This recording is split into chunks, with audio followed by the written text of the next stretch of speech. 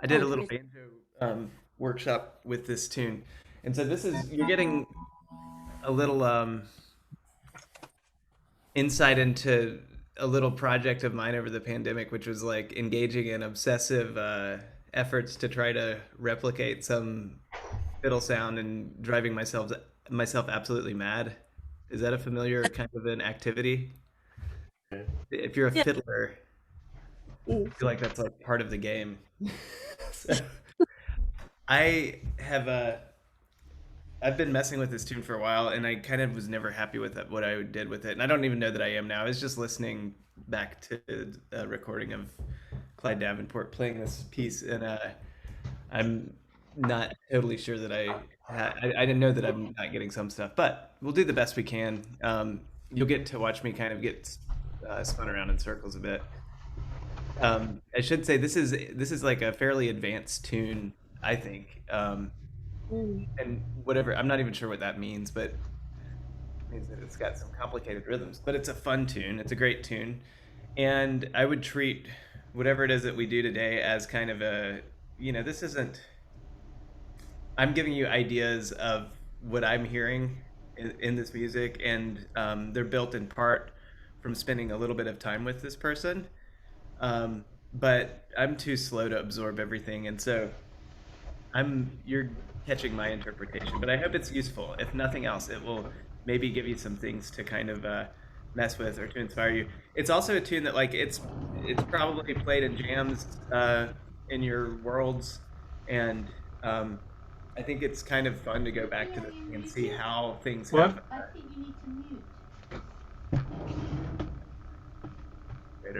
Did we get the meetings sorted? Yeah. Excellent. Okay. So this will be a chance to kind of realign and rethink the version that you play, if that's fun. And if nothing else, maybe along the way, I'm gonna slip in some ideas about. Again, this is Mike. You're being subjected to my obsessions right now, and one of them is trying to figure out how to kind of sound a little bit like Clyde Davenport, which it's just a weird little project of mine. But it's a project that guides lots of the ways that I just go about learning fiddle tunes generally, and I'm interested in trying to figure out how people are making these sounds, and that involves things like bow pressure, the ways that their left hand is working on the fingerboard, what part of the bow they're using.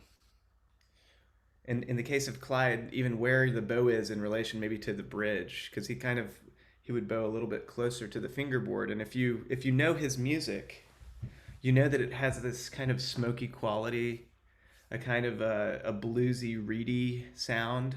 Um, And part of that, if you watch some videos of him, you'll see that he was playing with his bow just a little bit closer to the ebony fingerboard than most people would do.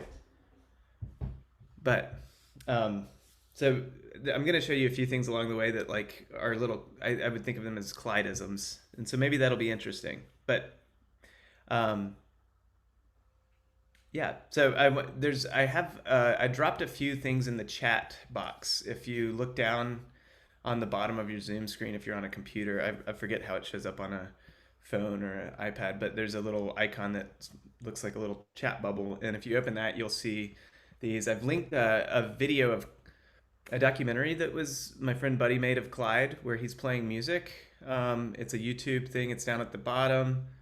Um, if you, I just put out a banjo album on Friday, so I don't know. Maybe you're strictly interested in fiddle, but I'm kind of happy with this banjo stuff that I put out.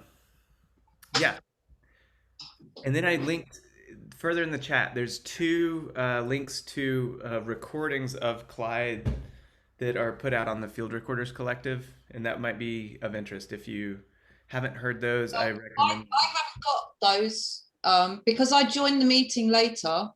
Oh, They haven't shown up. All I've got is, of course, if all that pinky work sounds daunting, you could play it in ADAE. That's the first message from you that I've got. I see. I see. Okay. That's why. Okay. Would somebody mind just copying and repasting that into the comments? Um, and so we should be able to get you set up there. Thank you. Hmm.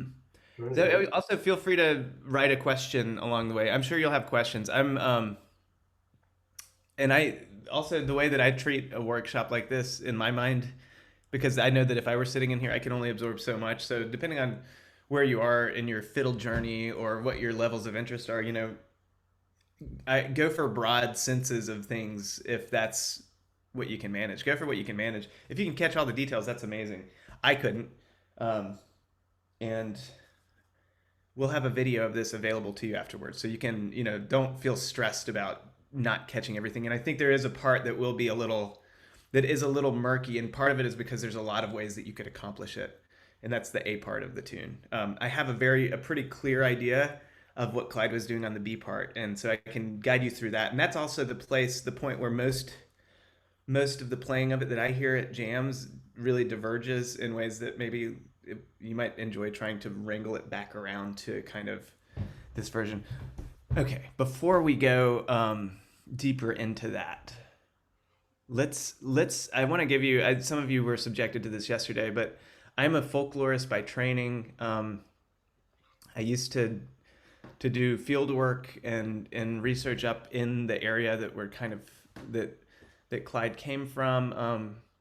One of my major mentors, that one of his life's work was documenting music in this area, and so I want to just say a few words about the area to give you context for what this music is and who is playing it.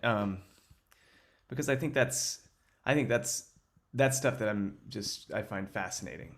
So let me, if you will, indulge me in a brief, just couple of slides, and then I'd like to show you. Let's watch a clip of Clyde playing this from the YouTube documentary that I have posted, that should be posted in the comments. Thanks, Jan. You got it. Yes. Okay. So one sec while I set up the screen share here.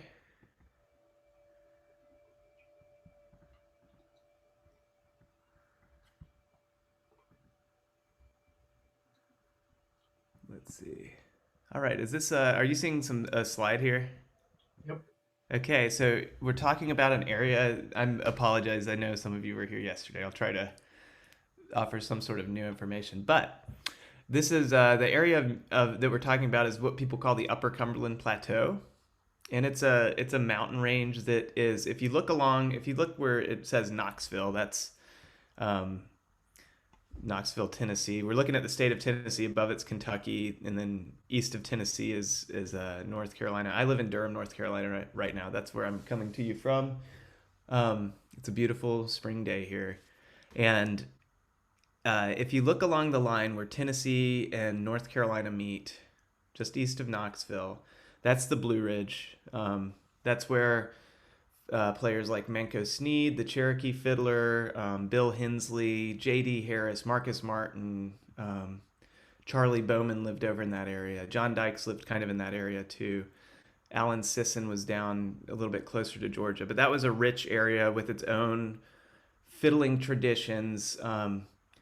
One of the major players in that, who you may or may not have heard of, who's worth looking up, was a guy named Dedrick Harris, J.D. Harris, and he was influential in kind of sharing repertoire all along that kind of corridor of the Blue Ridge there. So then, if you drop west of the Blue Ridge, you go through Knoxville, then you're in the Tennessee River Valley, and it's the Ridge and Valley region. It's very rolly. I grew up down in the southeast corner of Tennessee in a community called Chattanooga. It's on the banks of the Tennessee River, and there the river goes between two mountains that are part of a new mountain range that's not as high as the Blue Ridge. That's called the Cumberland Plateau, and the Cumberland Plateau runs all the way in the same kind of northeast trajectory down from Alabama up into Kentucky, where it kind of joins with the bigger Appalachian, region. So that set of mountains is about 1,700 feet high. I grew up on a ridge called Walden's Ridge. That's part of it. You get these big, beautiful sandstone bluffs that look off into the valley, and then where the creeks have cut through, you get these wonderful boulder-filled kind of, people call them gulfs, or they're valleys. They're deep little ravines, and they're filled with just a different kind of plant life. It's very jungly in there. Lots of rhododendron and mountain laurel, if you know those plants. So it's an absolutely beautiful region. Up on the Tennessee-Kentucky line, so there's wonderful music traditions all along the plateau. But today we're talking about this incredible little pocket of music up on the Tennessee-Kentucky line where Clyde lived. And the next slide here is a kind of zoomed in, hand drawn slide, and you will see right here there's a line dividing it, kind of hemisphere. And then the southern hemisphere you have Tennessee. In the northern hemisphere you have Kentucky. Clyde was born in Kentucky. If you look to the map on the right, in the northeast corner of it, you see Mount Pisgah.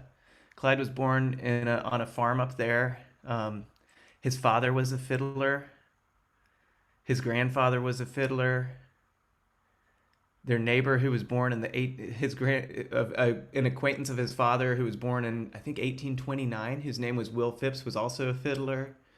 So this is Clyde was coming up in a community that was rural, self-sufficient, and had music going on, and that music was, very much part of a kind of 19th century. A lot of the Clyde's repertoire is drawn from family and community who lived in the 19th century and were playing music. So it's old music, a lot of it.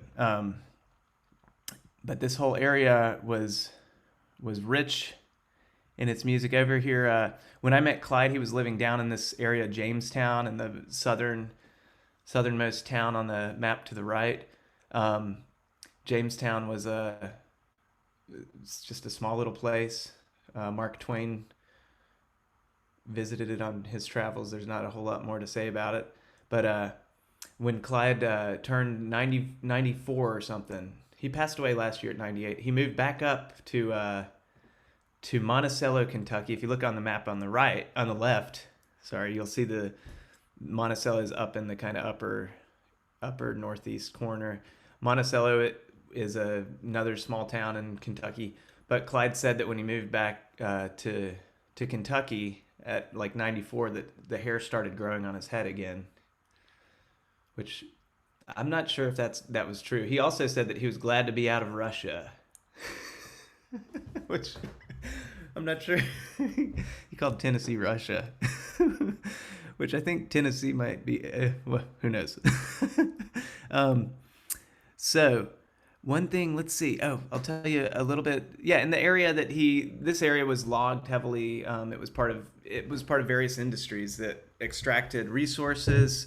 So people think of Appalachia as being totally isolated, and that's never been the case. There have been railroads. There have been people connected into bigger economies and bigger industries for some time. And with that comes different kinds of music, different sensibilities about what sounds good and how to play an instrument. So this area had tons of logging. Clyde served in World War II, went to Italy and fought there. He would call it Italy. He ended up going up into Indiana for a short period of time and working in a kind of automobile factory, I think making shock absorbers for cars. Had an opportunity to join a band and play on the radio regularly, but he didn't want to do that because he felt like he needed to do work, that wasn't real work, and he valued work as a thing.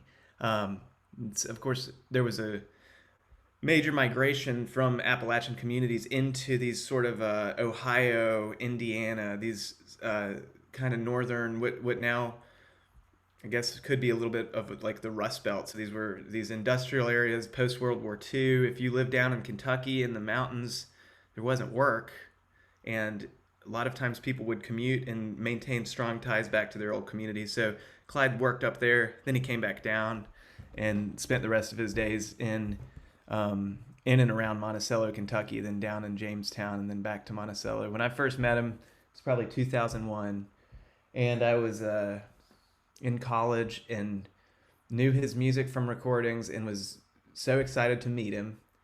If you'd call on the phone, he could not hear a word you would say. So until you learned that you just needed to talk to his wonderful wife, Lorene, and have her translate for you, you would just be absolutely, you'd have to be yelling at a man on the phone and look like you were insane. But he he let me come over and visit. And the first time I went and visited him, I was not a very good fiddler. I was working at it, but I wasn't very good. And I showed up at his house, and he had like he built some fiddles, and he had instruments. He had like 4 or 5 fiddles sitting on the couch, and I could see this through the door. And he came to the door and told me that, he said, I told him, I'm the guy that called you. I'm here to hear you play the fiddle and maybe make some music with you. And he said, I don't play the fiddle. And then, I can see behind him, there's one fiddle on the couch. Wait, is that another fiddle on the other couch? And he kept going with that for about 10 minutes. I kid you not. So anyway, he was an interesting person. There's a picture of his father on the left here, Will Davenport. And here Clyde is with the big old walrus mustache on the right. And some of his musical neighbors, the Troxels, are back there behind him. That's Clyde Troxel playing the banjo on the left, and Virgil Anderson sitting down. He was a great banjo player, and Ralph Troxel playing the fiddle. So this whole world had a lot of music going on. Here's a few more of the fiddlers from the area. If you're a fan of 1920s music, there's Burnett and Rutherford, Dick Burnett and Leonard Rutherford down in the right-hand corner, as depicted by R. Crumb. And if you don't know their music and you like old 78 era stuff, you need to get on that stuff. It's so great. Their Billy in the Low Ground is one of the most beautiful pieces of music that was recorded in the late 20s. They're Ladies on the Steamboat. Dadgum. It's so fine. It's just like their stuff is like firecrackers, but it also lopes in a beautiful way. And one of their musical acquaintances, so they used to play on the courthouse steps in Monticello on the days where they'd hold court. And Clyde, as a young man, would be up from out in the country and in town, and he said he would hear them, and he just absorbed their music and their sounds, and he thought that Leonard Rutherford's bowing and playing was as sweet a sound as there was, and that was an aesthetic in his community. And that aesthetic links to this person featured on the left, the man holding the fiddle, standing with his daughter. That's Cooge Bertram, who was an African-American fiddler from this same community, who played the same repertoire, who played in a band with a white banjo player named Virgil Anderson, and they would go to those little lumber camps in little communities all along this part of the plateau and make music together. And Leonard Rutherford, this fine, bluesy, wonderful breakdown fiddler, knew Cooge a little bit, and I think there was an exchange of some repertoire. So Cooge's music has been released on Document Records. There's a collection of, I can't remember if it's called African American Fiddling or Black Fiddling, but that's worth exploring and looking at. Another black fiddler from this community, who I don't have a picture of other than a gravestone, was a man named Shell Coffey, who played a much different kind of a style. But another neighbor of theirs was a great fiddler, John Sharp. So this was a rich musical community, and there were black and white people involved in making music and playing for dances and entertaining people. So let's get to the music here. I gave you fair warning, I think. Maybe I didn't. But let me play you, let's watch this little clip of Clyde just to kind of get ourselves prepared.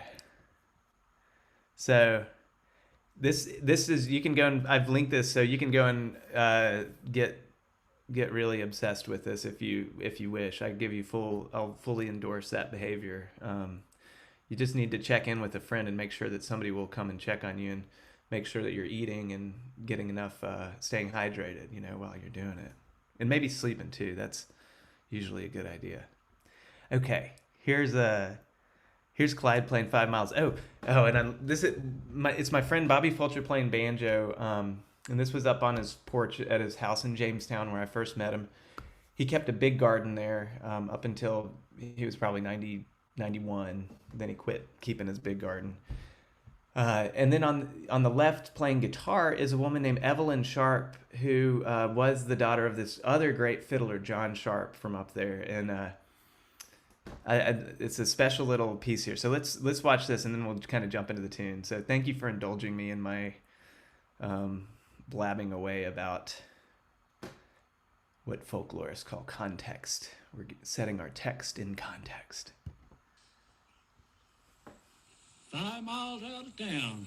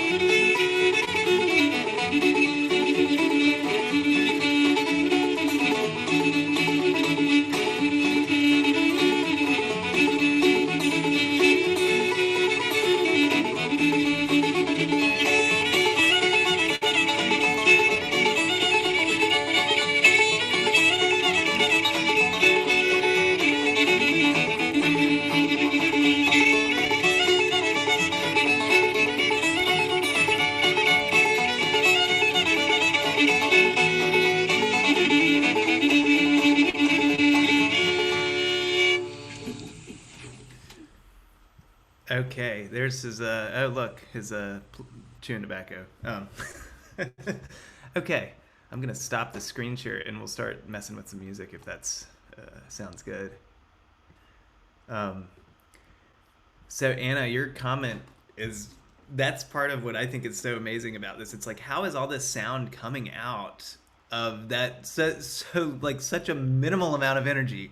And I for one, I'm interested because I am a person who tends to just overplay on the fiddle. I don't know if you find yourself doing that, where you're just like, why you find yourself just tensing up and like kind of blasting through tunes with unnecessary vigor. And I like this because it's a challenge for me to try to get into the mental space in that kind of feel. And so that's been this pandemic project for me. And so now I can infect you with this new, happier and more pleasurable virus than the one that we've been reckoning with for the last year. So, I want to start like, oh, I'll send you a MP3 or two of Clyde playing this tune, so that you'll just have that to study if you want. Um, Besides the Field Recorders Collective, the Digital Library of Appalachia has some really great recordings, field recordings of Clyde playing. So let me play through the tune, and I play it. We were talking about this earlier. I unfortunately I think I'm in tune, in standard tuning. I was playing music yesterday, and I'm not. Could somebody pluck a D note for me? Unmute and. This is perfect. Thanks, Paul. Your lifesaver. I have I don't I kind of have just drifted away from using a tuners, and then I just end up tuning my fiddle really low, like I'm some strange person from long ago or something. So what I want to do with this is I want to start with kind of working through the B part, because I think that's where your versions are probably going to be the most divergent from what I think is interesting about Clyde's, and then we'll go into the A part. But I feel like the A part is a little bit muddy and is more of a kind of thing that you might want to sit with and hear a rhythm. I'll show you how I am doing it today, and that will be that. But it's the kind of thing that if I were, as I've never been happy with how I play the low part of the tune, and so what I'm kind of thinking is it actually might be useful for you to.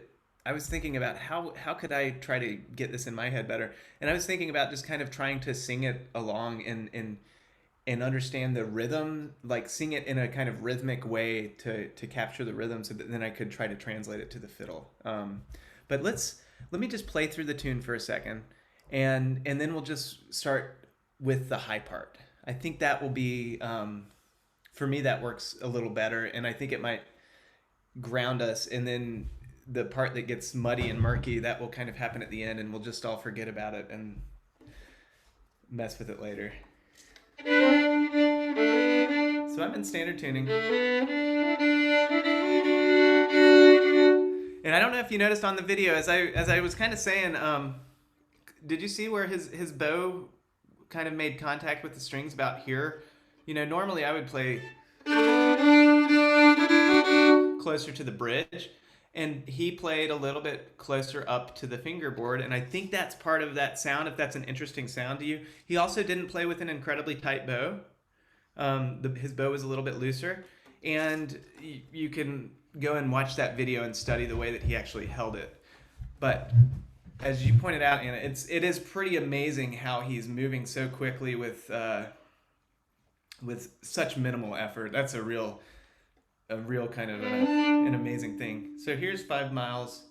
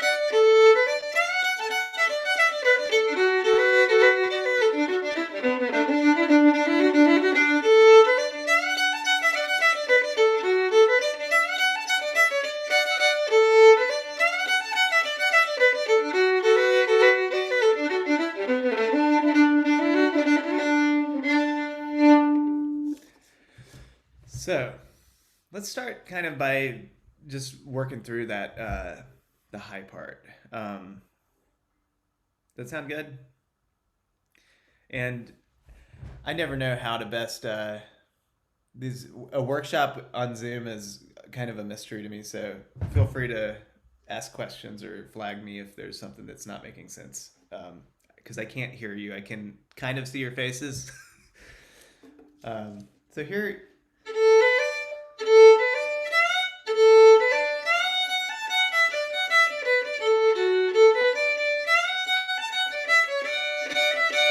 a couple things that are very much part of his style that we'll kind of see here.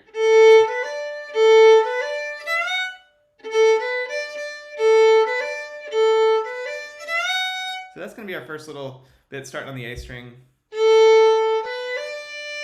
0-1-2, 0-1-3, I mean.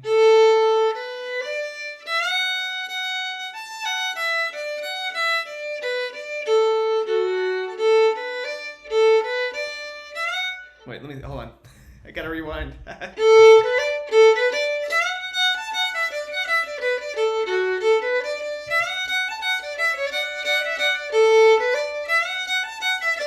Yeah, so we got slur down, slur up.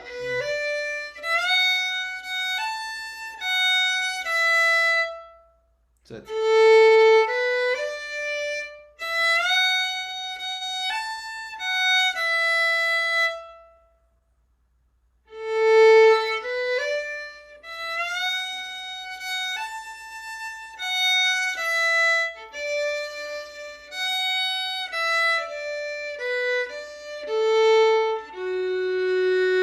just gonna play that phrase a little bit, okay?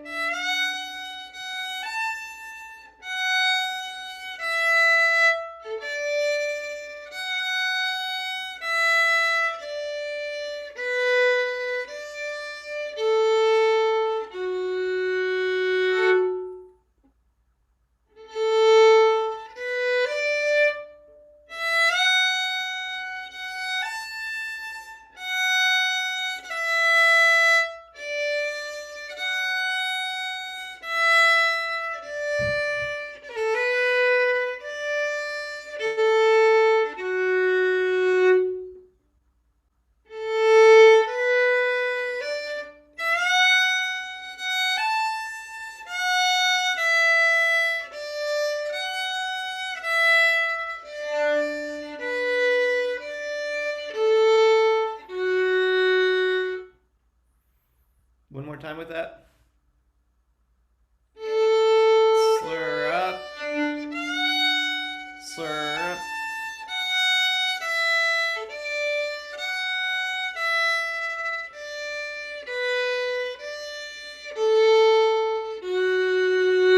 Does that work for you? And then the response phrase to that, and this may not be that interesting to you, but I thought it was interesting. There's a thing. One thing that I hear when I'm trying to learn some of these glide tunes is like he'll double up on notes on his way up or down a melody. You know, where most people might just go from one note right to the next. He'll kind of do a bub up, and so we're gonna get one of those here. And it kind of, if you listen to it, it's there. I think it's kind of nice to try to catch it. So I'll play you the first part that we just did, and then I'll play into this, and then just loop that next part. Okay.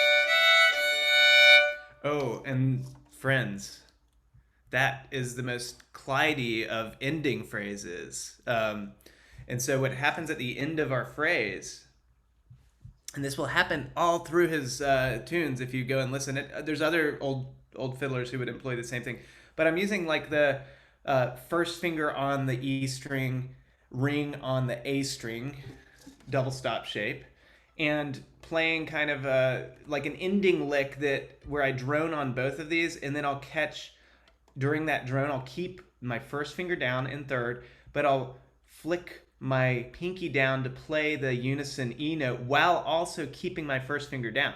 Okay, so it sounds like this. Some of you that may be old news to you, but it was kind of something that I was, when I figured out that was what was happening. It was kind of an exciting little revelation. So that's what it ends up sounding like. So just bowing this drone A and E, holding first finger and third down, then putting fourth, playing that E against the F sharp, Okay? Some of y'all are hip to that already. I know that. You're like, this is old news. Give me some new news. Also, if you play any of his G tunes, they'll show up. That lick shows up on the D and the A string, so it ends up sounding like. So this is kind of it. Think of it as a little ending kind of Clydism. So back to the melody here. I'll show you the double up. Double up is the it's going to be on your third. It starts on the third and fourth bow strokes of this. So it's just ba da da da on the third finger.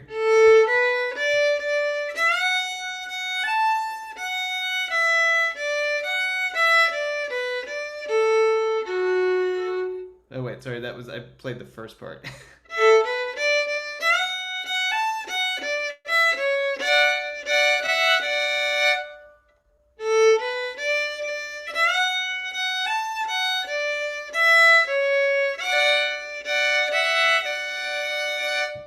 Again. Double up.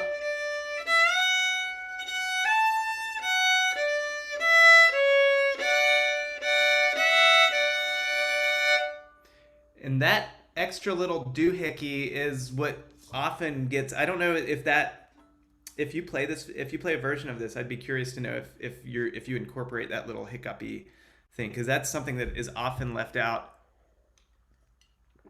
as the tune is interpreted and played in jammy kind of contexts. I like this little hiccup.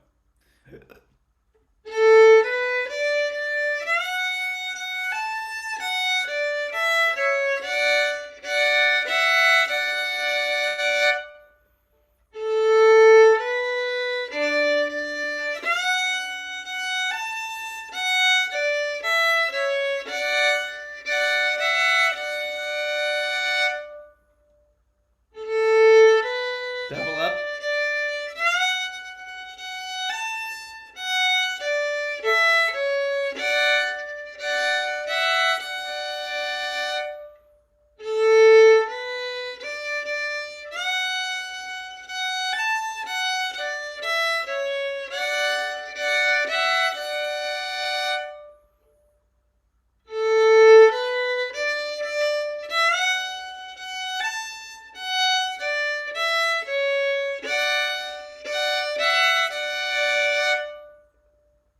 One more of those, and then let's just link that to the part that came before it.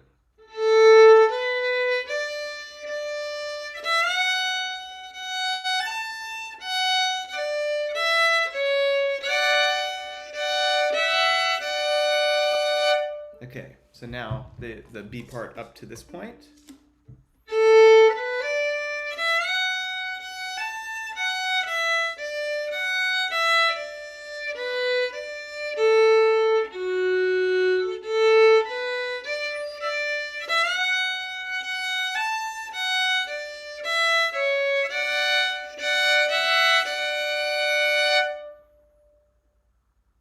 Again.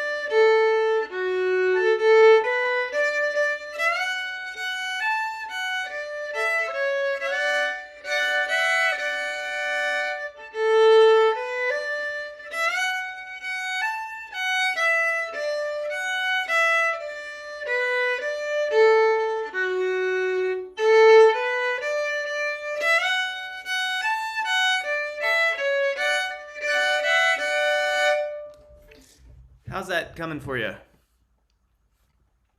That good with that? I have no, I can't hear a thing. I'm just imagining how long it might take a person, or how long it might be useful to play a thing. So let me play that. Let me play the whole B part up to speed, and then I'll show you the way out of it. Okay. Um,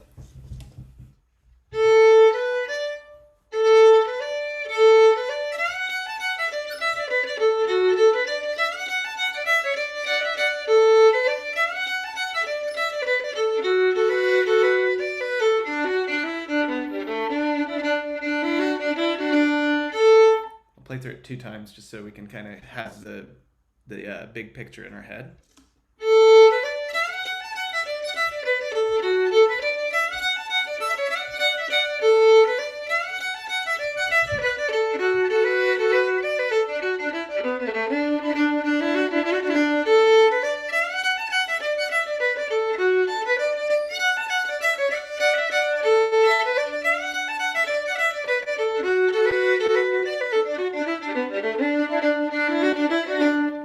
So let me slow it all down. One thing too, one little observation is if you're if you're wanting to kind of capture some of the sweetness of Clyde's playing, there's 2 things that I would point you towards listening to.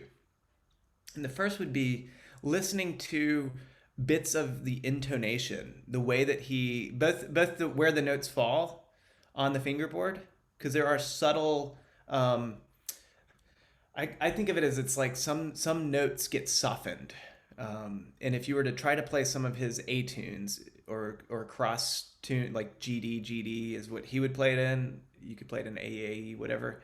If you play some of those, if you pay attention to where the second finger falls on some of his tunes, and you'll, if you want to capture his feel, that I've found, I've learned some of those tunes, and just not been able to make them sound right. And then as I got more and more tweaky with them, I started realizing that what was happening was there were just little shifts in his intonation, where maybe he was, instead of playing, if you were on the A string in an A tune, playing like a very clear C sharp, it would be something just a little south of a C sharp, a little bit flattened, and it kind of softens it up and gives him some of that kind of smoky quality that I really love in his playing. And it's very elusive to get, and it's hard to train that into your fingers if you're not used to it. But if you go and listen to these older players, that kind of intonation stuff is all over the place. And I think it's intentional, and it's part of an aesthetic. It's not like they just weren't in tune. It's like they're doing this deliberately. They can play that note in tune, many of them. Not all of them. Some are pretty crusty all around, but generally that stuff, I think, has a kind of, it's part of the art, and it's part of the tradition. This is not keyboard music. This is music it's more vocal in its qualities. It slides around. So listen first for intonation, and then the second thing to wow, what was the second thing? I lost my thread. I like that I had 2 things that I wanted to tell you, and I completely forgot what the second one was, but it'll come back. Oh, the second point. Okay, so 2 things to listen for. One is kind of little bits of intonation, and the other thing to maybe listen to is if there are tiny little slides happening, and in which directions they go, because sometimes I feel like you'll get little slides backwards off of a note, which is a nice little expressive tool. Sometimes it slides into things, but that little backwards kind of like making the note just kind of go whoop. The second point was that I tend to be a fiddler who, if I'm just left to my own devices, I'll drone a lot. I don't know if you're a droner. And I apparently just drone on and on about fiddling stuff too. But I will drone in unnecessary places and in kind of overwhelming places. And I think part of what, when you were like, oh, his playing has a sweet quality to it. And part of that sweetness is probably coming from a very intention, like a kind of a sensibility around where you place drones and pull those sounds in, that is very deliberate. I think Clyde knew exactly what he was doing. It's not like he was just kind of riding the train. I often am just riding the train of the tune and seeing kind of where I land, and that's totally fun and fine. But when I'm trying to do this thing, I realize that I have to tone back and dial back the kind of the general droniness that I approach this music with. And so that might be helpful, or you might just listen to the way that he actually ends up doing it. And that across the board, if you're interested in learning old stuff, that's the kind of stuff, listen for that kind of thing, and that will help you get a little bit closer to what's going on if that's a goal of yours. Of course, people have different goals with this music, and that's fine.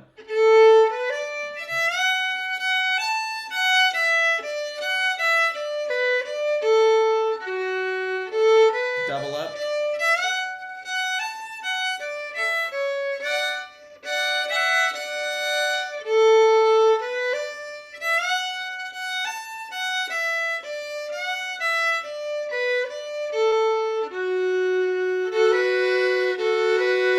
So that's where we are now.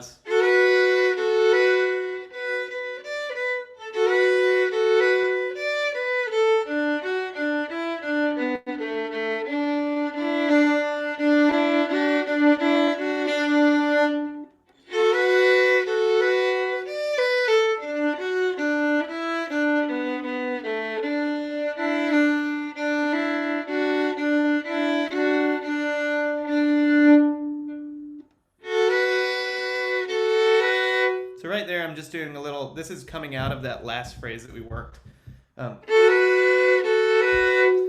Second on the D, first on the A string double step, where I'm slurring into it and then I'm slurring off of it on, so down, slur in, up, slur off, or actually just slur again, so. And then I'm gonna slur third to first on the A string. Sorry, I have a new little setup I'm trying to edge up. Okay, that's a strange angle, but you'll be able to see my hand.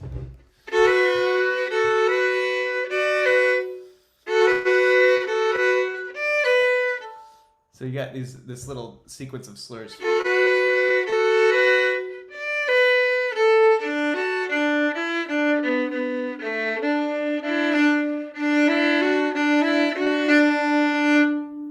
And one way or another, we're going to end up, and you can kind of sort out the details of that in your own time, but let me do it again for you.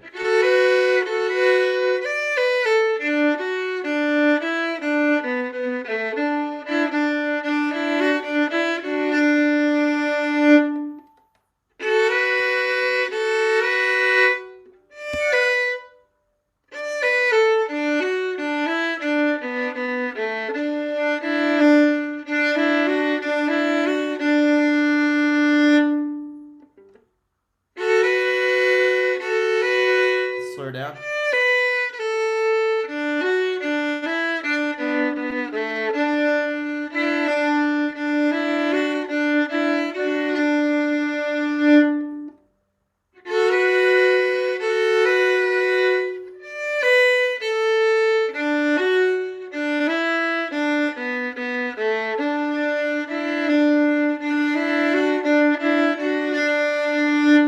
So right there, I'm slurring on the D string with, I have like a slur here.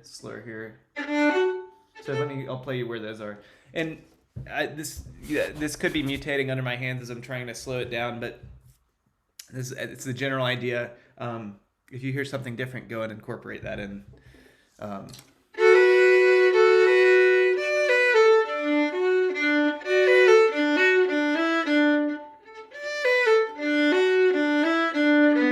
So those little slurs.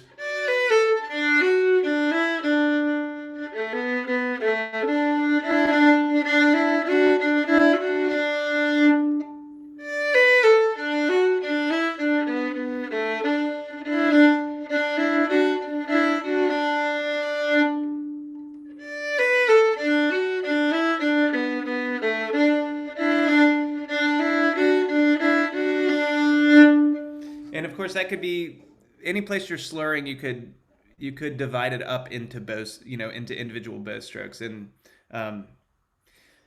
this is what I'm happening to be doing right now. I'm not sure if this is how I actually always do it, but it's what it is. This is the nature of the workshop on Zoom. So let me play the whole B part here, okay?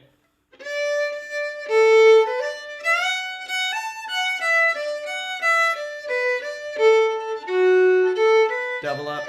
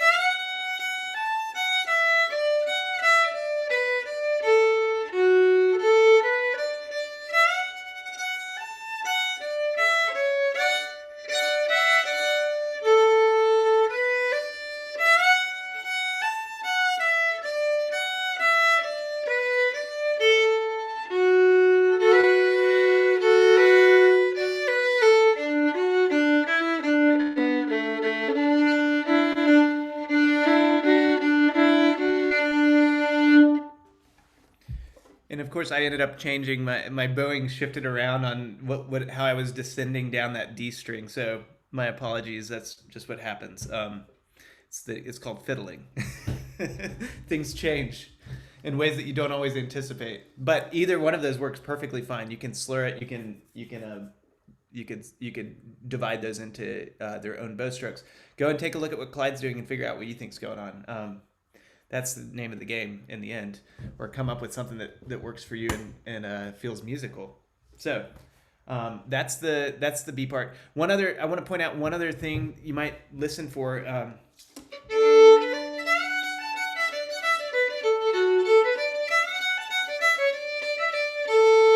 Do you hear that note? It's important. You'll want to draw that a little long to make it feel right. Otherwise, it's going to feel a little compressed. So after you play through the B part once, when you come back down onto that A stuff, the open A note, you want to let it run a little. So it's like it's got to run a little long so that then the rest of things kind of catch up to it. Let me do that again for you. Just that'll be, if you're messing with it later, this will be helpful, I think.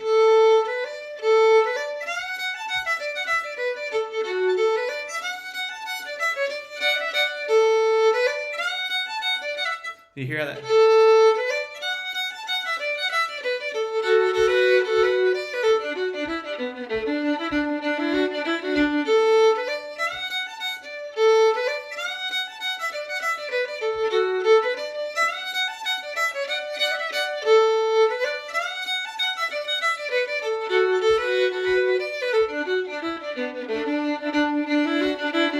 Okay, that makes sense. That happens in his playing. It's these little. It's not that it's stalling out, but it stalls out just a little bit. It goes a little long, and that it ends up just kind of giving it the feel. And if you're not hearing that, don't worry about it. You'll hear it later. It's pretty subtle. Okay, B part. This was the part or the A part. This is the part that's kind of hard to mess with, and this is where I recommend just going. If you don't play this already, go and listen to the recording and get it in your head to where you can like just kind of sing it. But there's all kinds of ways to play this part.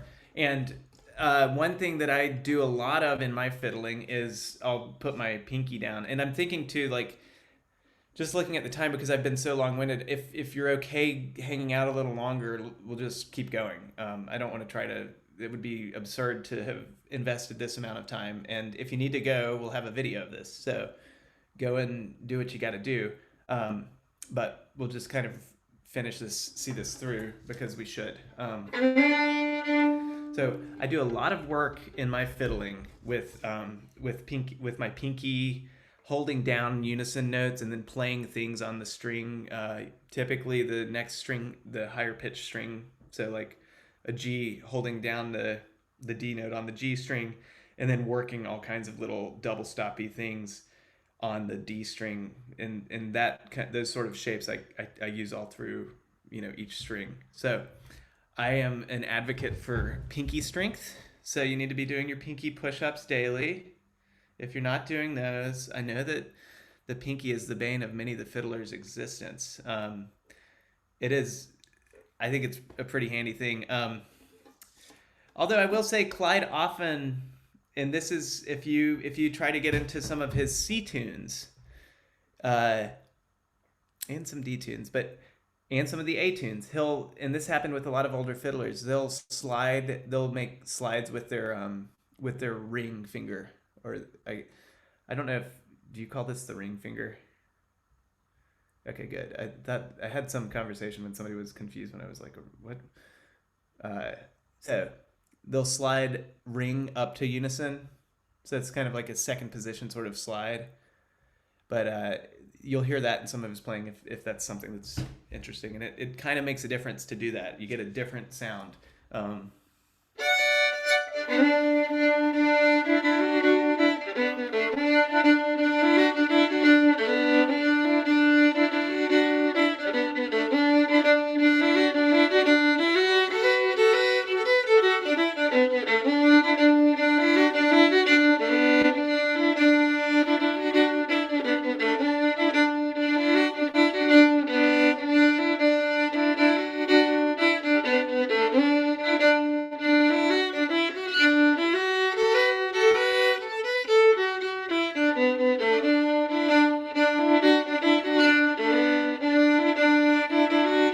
So this is, as they say, there's many ways to skin a cat, and there's like a bajillion ways to skin this cat. Let me give you an idea of one way, okay? And I'm not saying that this is totally right, but I think it's kind of built around what Clyde did. And let's listen just for a sec. I have a queued up this nice little snippet from a field recording of him, and this is what you'll hear is the first pass of this is going to be it's going to be like kind of a more standard way through, and then the second pass of the A is going to be this nice variation that he uses occasionally. I wouldn't use it all the time. I'd kind of sprinkle it in as he does, but I've just found this so that we can kind of hear both ways that he accomplishes this part, okay? For me, the way that I have come to think, I just think of this as like if I were trying to figure it back out or figure it out afresh, I would like kind of sit and like try to tap it, like hum it and like kind of tap it and feel the rhythm, because it is that's what it's all about, is just this particular kind of rhythm.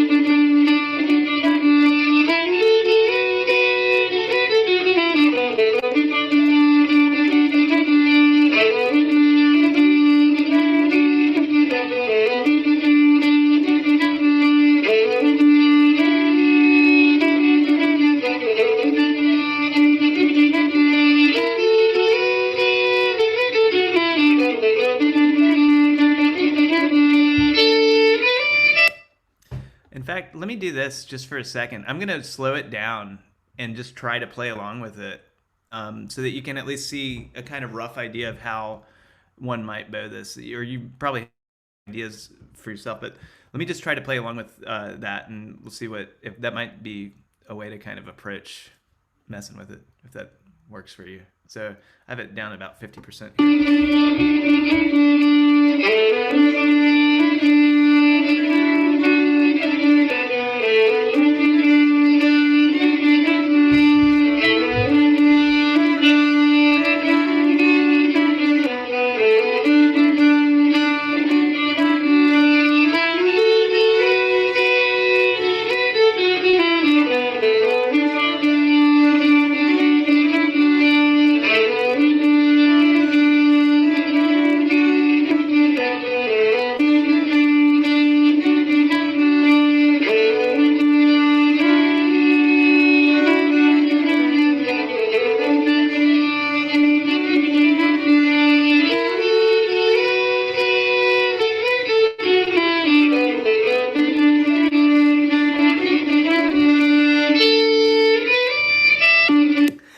Okay.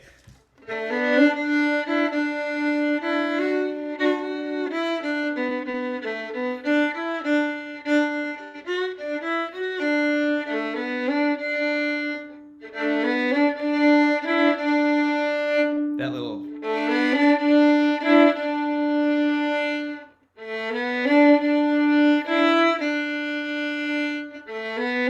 So I'm playing out a standard tuning, and so I'm just keeping I'm starting from my first finger there on the A note with the big slur.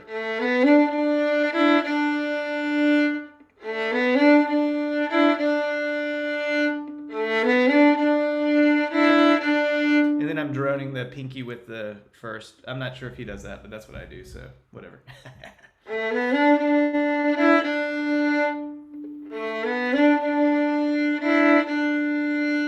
Yes, it's down on the first on the down on the E note, and then up on the open D.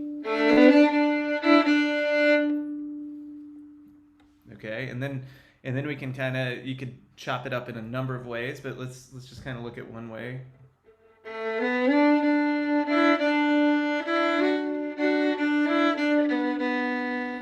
So all I'm doing next is slurring first to second. So then I'm gonna slur.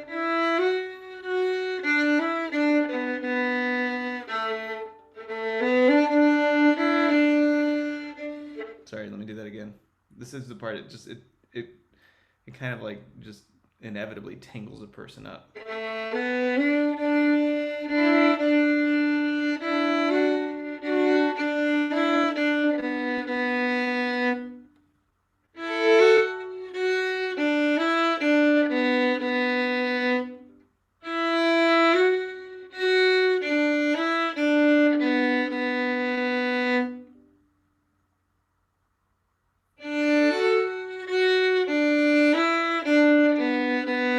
So slur down, up, down, up.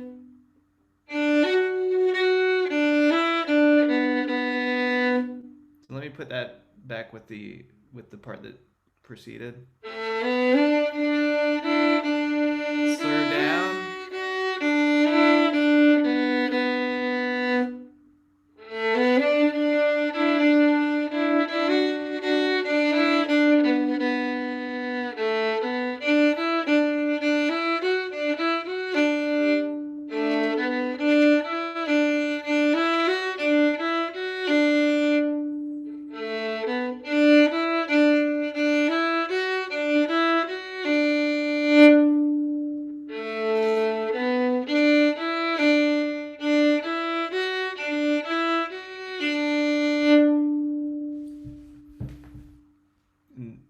Again, I wouldn't. This is a part that you'll want to iron out in a kind of, figure out exactly what you want to do with it kind of way. I'm giving you a rough sketch to kind of give some ideas of where this might be. I'm not. How did I become so neurotic about this? I think this pandemic is just kind of. We've all gotten a little bit crazy, haven't we? I know that Paul has. I've talked to Paul. He's gone crazy during this time. He's got a little bit of the fiddle crazy going on. I'm sure some of y'all do too. I'm not alone. Pardon my neuroses. I have this little picture of Clyde, and he's kind of watching me right now with Tiny. Some of y'all saw that yesterday, but I love this picture. Anyway, he's in my head.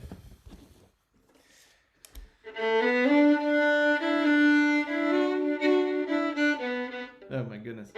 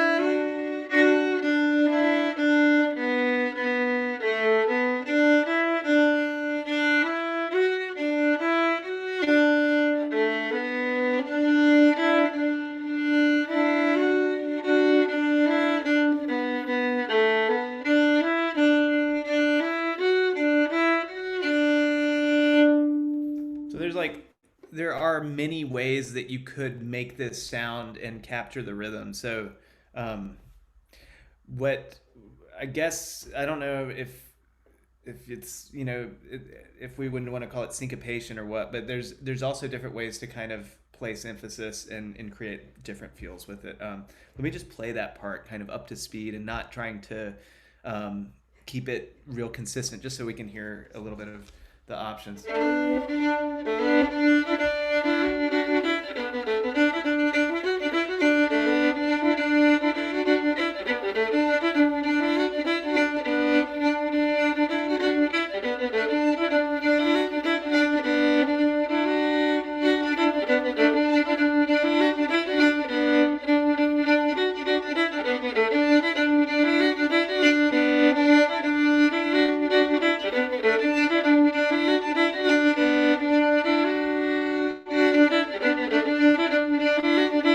That last one, if you're sort of ahead on this tune and have like are playing it and studied up on it, that's the little variation. It's more or less. I'm not captured. I think there's a little thing, a turn that he does on the way out, but he does this kind of instead of chopping up and putting little bow change directions, he draws this out.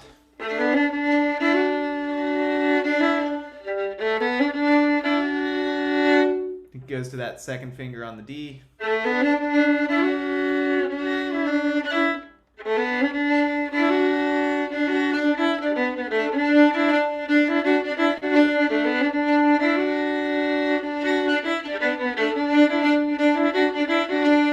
Do you hear that? So it's an extended where he's just leaving out things and just hanging out there on that note. I'm gonna play that the A part with kind of the normal pat. I'll do two passes, normal pass, and then I'll add the variation. Okay. And then there's a section that we haven't worked up yet, but we'll come back around to it. I just want you to see how that variation sounds. We listened to it in the little clip, but and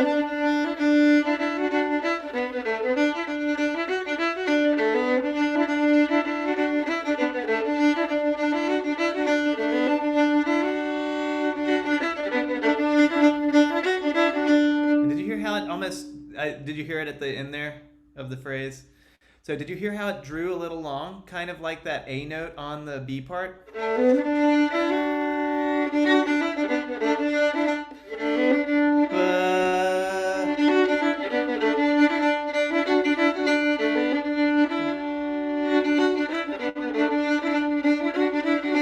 And if you want to fine tune that, you can really probably capture some of his feel pretty closely.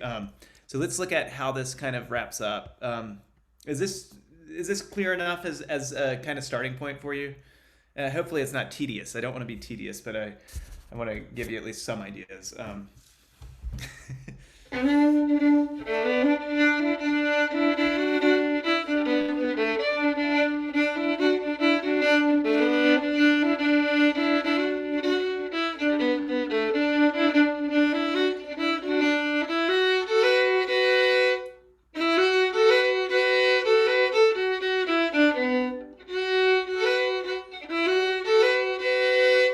So we're coming in with the down bow,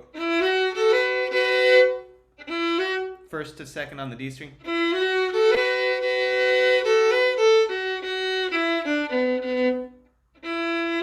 So slur first to second, and then you're gonna go up and hold your like this little double stop with second on the D, and you're gonna slur into dropping the first onto the A string. So we got, is it like kind of a B minor-ish feel? Yeah, I think that's a B minor chord maybe.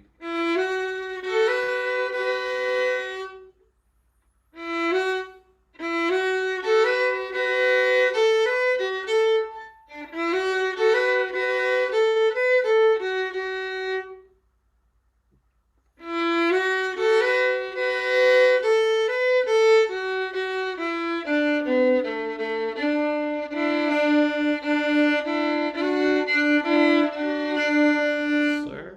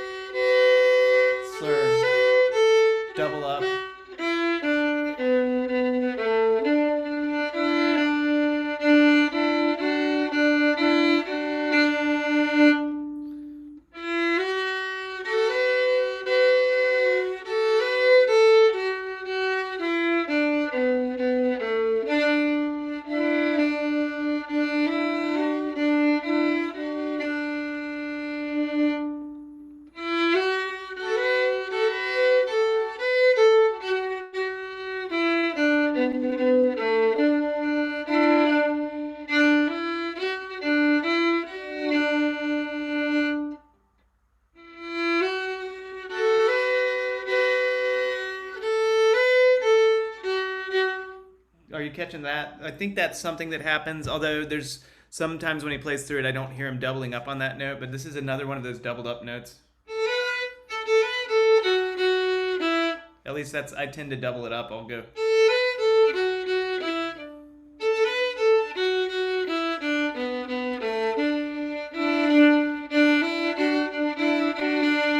There's definitely other ways to get through it. You could make slurs happen on that descending phrase like we did on the in the other part. Either one could work, I guess. Or you can just go and mess around with what you think Clyde's doing. So let me play that again.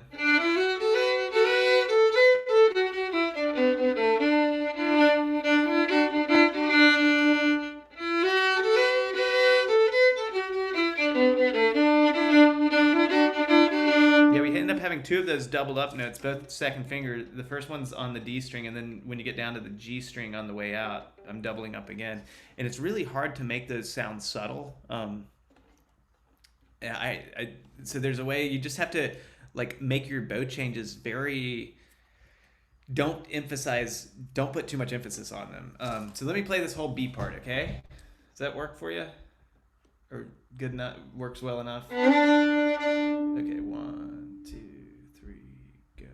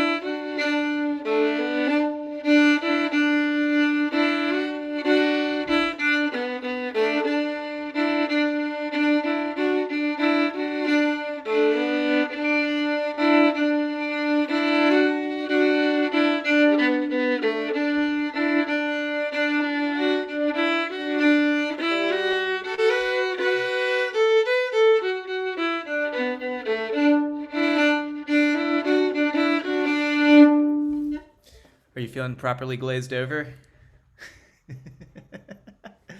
um, so are there questions? And I think what you'll have there, if you're curious about it, is I just was playing different variations, because that is a part that takes just different rhythmic variations pretty well, and I have a hard time keeping it consistent. No matter how hard I try to kind of do one thing, it just wants to kind of do other things. Yeah, I'd play it in ADAE if I were there. Why not? It's easier in a way, There's nothing wrong with that. Do whatever you want. But I think I was playing it in standard just because this is like the game here was like a slightly obsessive, attempt at like recreating a Clyde thing, and he plays his D tunes in standard. So he's got other great D tunes. Are you his Lost Girl? Should I play that one for you real fast? You'll have a little. It's great. You need to check that one out. It's a.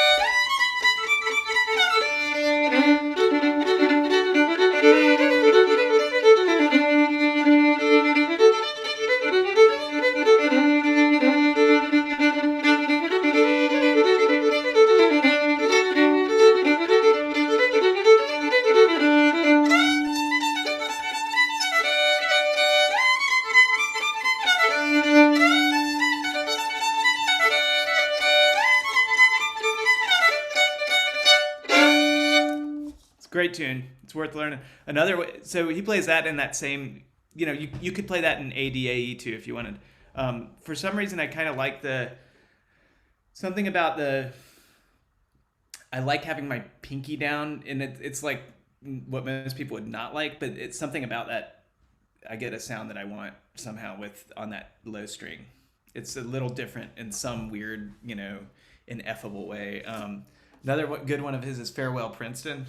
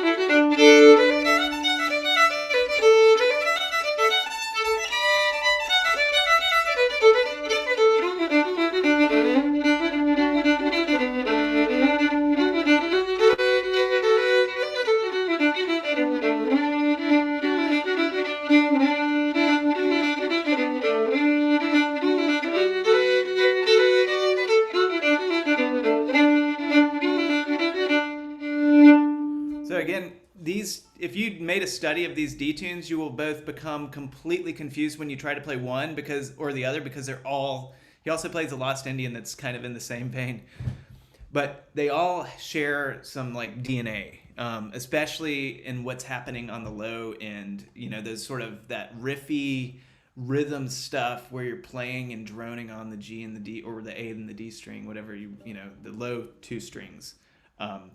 There are these riffs that he does, and so those would make a good pairing of tunes, or a trio, a triptych of tunes to study if you want to go down those routes. And you'll be able to, if you can't find copies of those, go and hunt for it. So I reckon, are there questions? We can wrap it up here. I've kept you longer than you signed on for, but it's been good to hang out. I'm happy to play the tune a few times through and just let people join in. Would that be, if you're still here, would that be useful, just to kind of play the tune, let it see if it, if it's not there, that's fine. If it's there, that's great. If you're just tired and you just want to hear it, listen. And then if any questions come up, I'll take a couple minutes just to say bye and have questions at the end here. But we'll just let it roll for a few minutes here. Now I have to remember to not play one of those two tunes that I just played. See, you too could have this problem. If you learn those two, you'll wonder, wait, am I playing Lost Girl or am I playing 5 Miles from Town?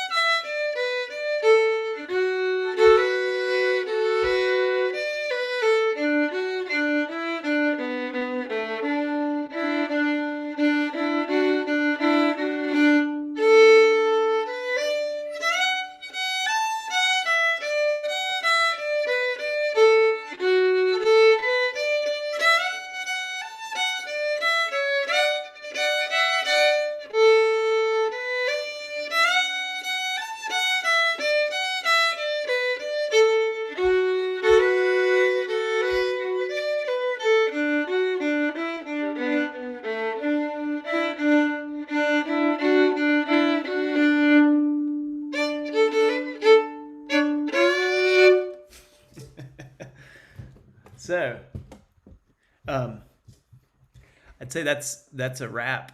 Are there any questions that came up, or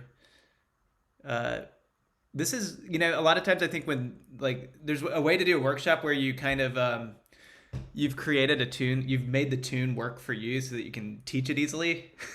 If that makes sense, you can it's been kind of like turned into a thing that is molded into the image of, it's molded to a certain teaching purpose. And this was not that kind of workshop. I was just trying to give you the rundown on the thing. And it's, in reality, fiddling is I mean, this if you're messing with this stuff, it's always a little bit messy, and there's loose ends, and things are never as tidy as they are in the tidied up tune for a workshop. This was not one of those. And I think it's kind of interesting though to just get into the gears of the thing and kind of realize that, oh, these things are messy and they're confusing, and you can mess with the thing for years and not be happy with it. That's kind of my life with these tunes. Yeah, great. I'm so glad that was helpful. Thank you. Yeah. Good. Is that red and black weight what you use to exercise your little finger with in the table? I do my little presses with it. This also, I meant to say this about this tune. I think that one of the sources of it might be Cooge Bertram, the African American fiddler who I showed you a picture of. Like, apparently his father played this tune too, so maybe it came out of the black repertoire in that area. Anyway, I'm not sure if I've read that somewhere or heard that somewhere, so it's kind of an interesting piece. But I appreciate y'all being here, and I hope this was useful. I hope that we get to hang out and play some music before too long. Brilliant. Yeah. Who knows? Yeah. I might show up outside of your window one day, like I did. Yippee.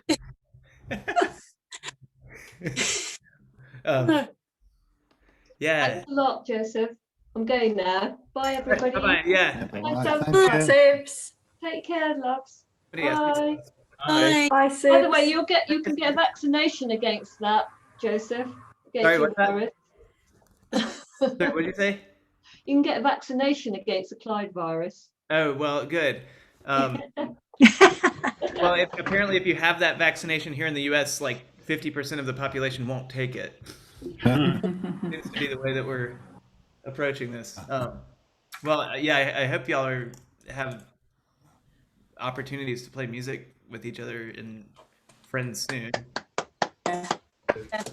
Thank you. Bye. Thank you. Bye. Thank you. Bye. All right. Thank you. Unruly crowd here. Yeah. Any last remarks from anybody? Thank you. Thanks, Alan, for making this happen. I've got a very sore pinky. Perfect. Yeah.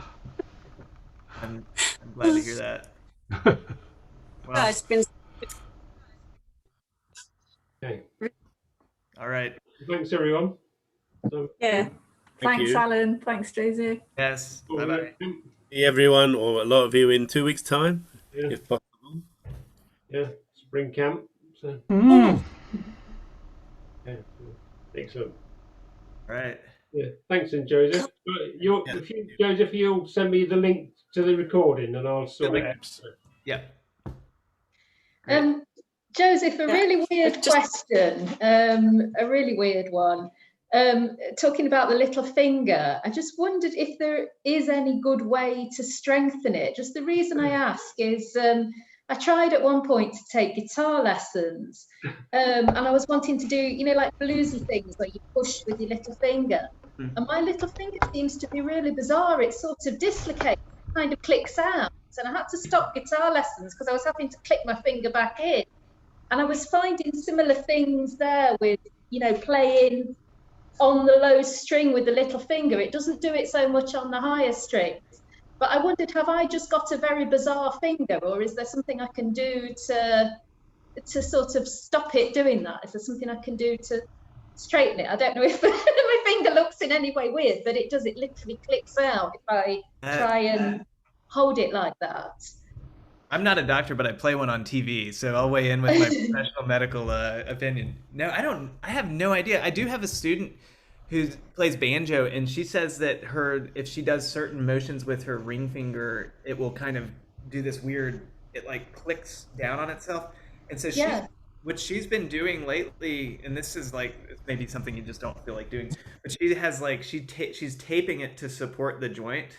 Okay. And then apparently there's some hippy dippy company in California that makes rings that are made to like, and I don't know if it's the same kind of issue that you're having, but for hers it's like the finger like doubles over on itself or does some strange thing. But there's some hippie company in California, you know, where there's a bunch of old hippies who work with metal and make little rings that are made to sort of offer support. So maybe you could look into, she sent me a link to their thing, so you could try What? check it out.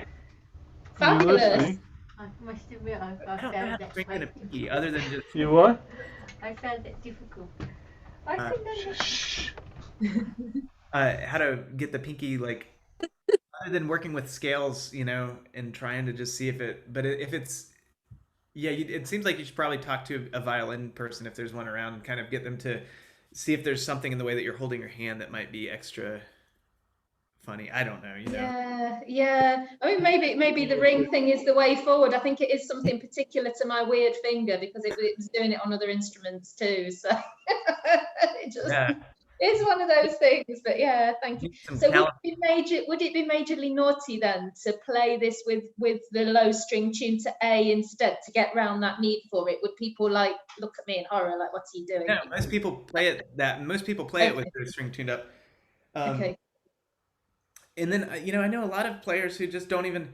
I have a friend who lives around the corner who's a great fiddler who never uses it. He has such a tiny pinky he can't use it, and so what he ends up doing is he just slides it up to catch the unison note, and then and then he has to slide it back down, and it creates a pretty cool sound. So, you know, that little slidey thing could be kind of a way to get around it, and it will sound cool. And it's like there were lots of neat old players who did that. So, yeah.